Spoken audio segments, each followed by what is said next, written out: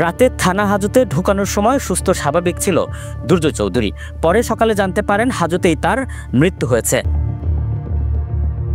পুলিশের পক্ষ থেকে দুর্জয় আত্মহত্যা করছে বলে দাবি করা হলেও মানতে নারাজ পরিবার। কারণ আত্মহত্যা করা মানুষের জিহ্বাসহ শরীরের যে অংশগুলোর পরিবর্তন দেখা যায় তার কোনোটাই ছিল না দুর্জয়ের শরীরে। এছাড়াও পরনের শার্টের সাথে ঝুলে আত্মহত্যার যে ছবিটি প্রকাশ্যে এসেছে সেটি দেখেও তারা সন্দেহ করছেন।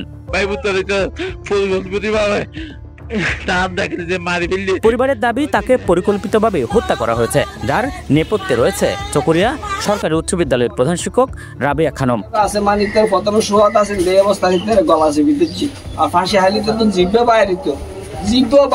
স্বাভাবিক এরপরও জালিয়াতি করেছে, বিভাগীয় মামলা হবে, তদন্ত হবে। তাই এটা সরাসরি তাড়াতে দিয়ে গিয়ে এবং এটা একটা পরিকল্পিত হত্যাকাণ্ড, এটা প্রধান শিক্ষক জড়িত। থানার হাজত থেকে দুর্জয়ের মরদেহ বের করার সময় সেখানে কান্নায় ভেঙে পড়েন পরিবার। তারা এ সময় প্রশ্ন তুলেন পুলিশের ভূমিকা নিয়েও। পরে মরদেহ ময়না তদন্তের জন্য পাঠানো হয় কক্সবাজার সদর হাসপাতালের মর্গে। স্থানীয় সাংবাদিকরাও জানিয়েছেন, ঘটনাটি জানাজানি হওয়ার পর তারা বহুবার চেষ্টা করেছেন চকরিয়া থানার ওসি শফিকুল ইসলামের সাথে কথা বলার জন্য, কিন্তু তিনি অদৃশ্য কারণে পুরো বিষয়টি এড়িয়ে যান। থানা থেকে বের হতেও দেখা যায়নি তাকে। তবে সকালেই চকরিয়া থানায় চলে যান জেলা পুলিশের মুখপাত্র মোহাম্মদ জসিমউদ্দিন। তিনি ঘটনাস্থলে উপস্থিত হয়ে দুর্জয়ের মৃত্যুর বিষয়ে কথা বলেন সাংবাদিকদের সাথে। পুলিশের এই কর্মকর্তা কি বলছেন তা জানার আগে জানা দরকার বৃহস্পতিবার আসলে কি হয়েছিল। পরিবার ও স্থানীয়দের দেওয়া তথ্য অনুযায়ী চকরিয়া সরকারি উচ্চ বিদ্যালয়ে অফিস সহকারী কাম কম্পিউটার অপারেটর ছিলেন পৌরসভার ভরামোহরি হিন্দুপাড়া এলাকার দুর্জয় চৌধুরী। বৃহস্পতিবার বেলা 11টার দিকে দুর্জয় চৌধুরীর বাবাকে ডেকে পাঠান বিদ্যালয়ের প্রধান শিক্ষক রাবেয়া খানম। পরে রাবেয়া খানম দুর্জয়ের বাবাকে জানান তার ছেলে স্কুলের 60 থেকে 70 হাজার টাকা চেক জালিয়াতি করে আত্মসাৎ করেছেন। বিষয়টি জানার পর দুর্জয়ের বাবা তাৎক্ষণিক নগদে সেই টাকাগুলো পরিশোধ করে সমাধানের চেষ্টা করেন, যদিও অভিযোগটি প্রমাণিত ছিল না। তারপরও দুর্জয়ের বাবা বলছেন, মানসম্মানের ভয়ে তিনি তাৎক্ষণিক দাবি করা টাকা পরিশোধ করে আইনগত পদক্ষেপে না যাওয়ার অনুরোধ করেন। কিন্তু প্রধান শিক্ষক রাবেয়া খানম বিষয়টি কানে না তুলে তাকে রাতে পুলিশ হেফাজতে দিয়ে দেন। যদিও দুর্জয়ের বিরুদ্ধে প্রধান শিক্ষক বা স্কুল কর্তৃপক্ষের লিখিত কোনো অভিযোগ বা এজাহার দেখাতে পারেনি পুলিশ, তারপরও পুলিশ তাকে মধ্যরাতে হাজতে ঢুকিয়ে রাখে। বৃহস্পতিবার রাতে সুস্থ অবস্থায় হাজতে ঢুকালেও পরে শুক্রবার সকালে তার মরদেহ বের করে পুলিশ। পরিবারের দাবি, হাজতে পরিকল্পিতভাবে দুর্জয়কে হত্যা করা হয়েছে। তারা এই হত্যাকাণ্ডের সুষ্ঠু তদন্ত করে বিচার দাবি করেন। স্থানীয়রাও বলছেন, দুর্জয়ের বিরুদ্ধে কোনো সময় কেলেঙ্কারের অভিযোগ ওঠেনি, তার বিরুদ্ধে কোনো অসামাজিক কার্যকলাপেরও অভিযোগ নেই। এই হত্যাকাণ্ডের সঠিক তদন্ত দাবি করেন তারাও। ৭৬,৬১০ টাকা হিসাব করে আমি আমার ওয়াইফ সহ গিয়ে ওকে দিয়ে আসছি, যে সম্মানটা রক্ষা হবে। দুর্জয় যদি টাকা উঠায় তাহলে চেকের পেছনে ওর সিগনেচার থাকবে, নাম থাকবে।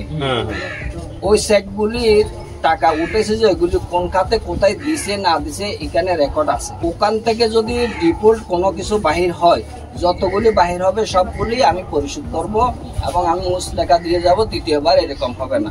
বয়স এখন 23 বছর। খুব দুর্বল প্রকৃতির ছেলে, ও টাকা পয়সা তেমন খরচ করে না, এরকম কোনো বাজে স্বভাব নাই। ওর নামে জালিয়াতি চেক জালিয়াতি মামলা করছে, আবার সেটা করছে আবার পুরান চেক দিয়ে মানে চেক টাকা তুলছে। পরিমাণ ওরা বের করতে পারেনি। ও হচ্ছে লোহার দরজাটা ধরে থাকছিল আর কি, তো দরজা ধরে রেখে থেকে একজন লোক কিভাবে ফাঁসি খাইতে পারে আমি আসলে জানি না। তবে এর বিচারটা সুষ্ঠুভাবে আমি চাই। আমরা চাই প্রশাসনের সুষ্ঠু তদন্তের মাধ্যমে, যেহেতু থানা হাইওয়েতে ঘটনাটা ঘটেছে, থানা হাইওয়ের মধ্যে সিসি ক্যামেরা আছে, মানুষ আছে এবং বিভিন্ন ধরনের সাক্ষী পাওয়া যাবে।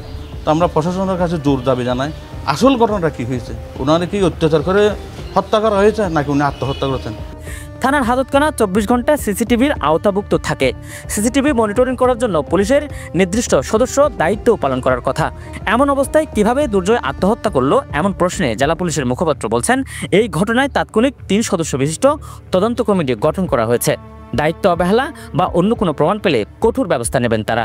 এই বিষয়ে আমাদের কারো দায়িত্ব অবহেলা রয়েছে কিনা এটার জন্য একটা 3 সদস্য বিশিষ্ট কমিটি করবেন মাননীয় পুলিশ সুপার স্যার, এবং কমিটি এখানে আমাদের যারা সেন্সিটিভ থেকে শুরু করে এখানে যারা এখানে কর্তব্যরত ছিল ডিউটি অফিসার, আমাদের কোনো পুলিশ সদস্যের কোনো গাফিলতি ছিল কিনা এই ঘটনায় সেটা আমরা খতিয়ে দেখব এবং তাদের বিরুদ্ধে আইনানুগ ব্যবস্থা নেব।